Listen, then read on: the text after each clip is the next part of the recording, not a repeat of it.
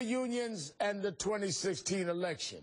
This week, Newsweek reports on politicians trying to union bust their way to the White House and points to Wisconsin Governor Scott Walker, whose union busting propelled him into the first tier of the Republican presidential candidates.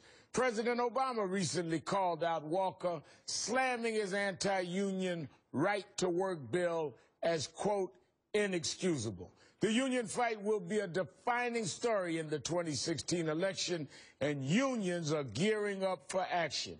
Joining me now are Randi Weingarten, president of the American Federation of Teachers, and Lee Saunders, president of AFSCME, the nation's largest public employer union. Thank you both for being here tonight. Thanks for having us. Thanks, Al.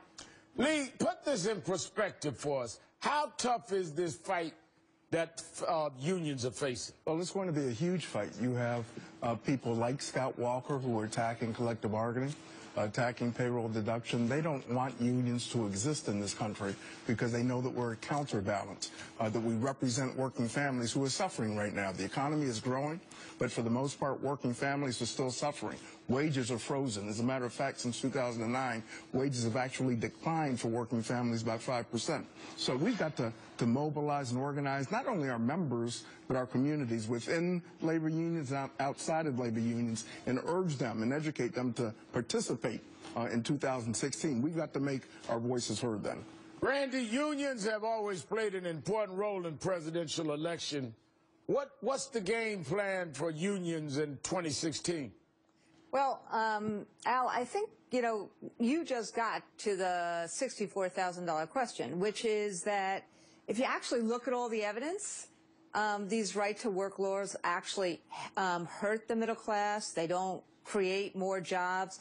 In fact, the first person who thought up right-to-work was a Texas oil guy who was trying to suppress Southern black Americans from organizing.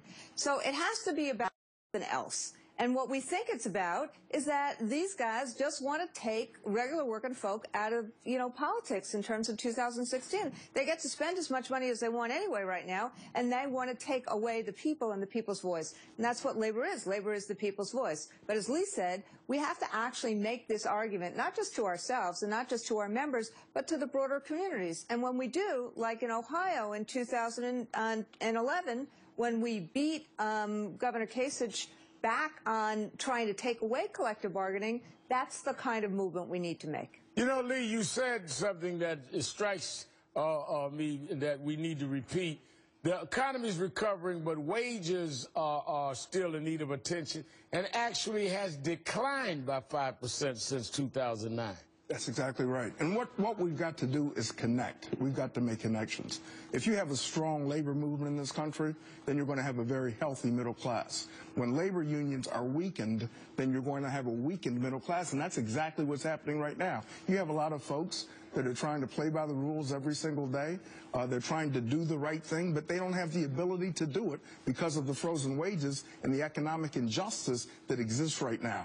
And we've got to make sure that we communicate with folks, we talk to people like yourself. President Obama made a very, very strong statement in the State of the Union address talking about the importance of collective bargaining, the importance of the trade union movement in this country. We've got to make that connection. We need other validators to talk about the importance of the union movement, the importance of collective bargaining, not just for union members, but non-union members alike. And the fact, Randi, that the minimum wage, a fight that most the Republican candidates, potential Republican candidates are against, is even more needed now when you look at where wages are.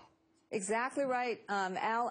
And frankly, just like Lee said, when you actually look at the evidence, we have the largest gap between rich and poor right now as we've had in America since probably the 1920s. As we see the demise of the labor or a reduction in terms of the labor movement.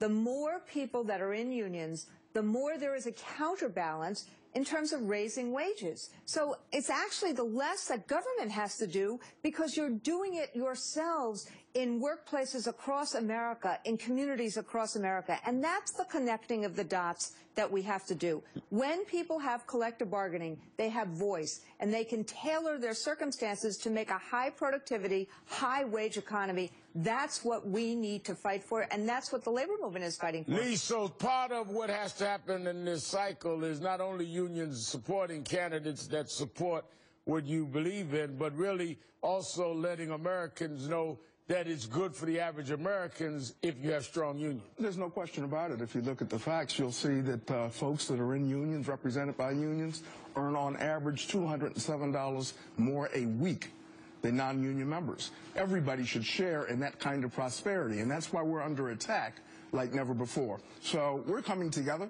We're coming together in our communities. We're organizing like never before within our unions and outside our unions to prepare for 2016. Randi Weingarten and Lee Saunders, we thank you both for your time tonight. We'll see you at the convention.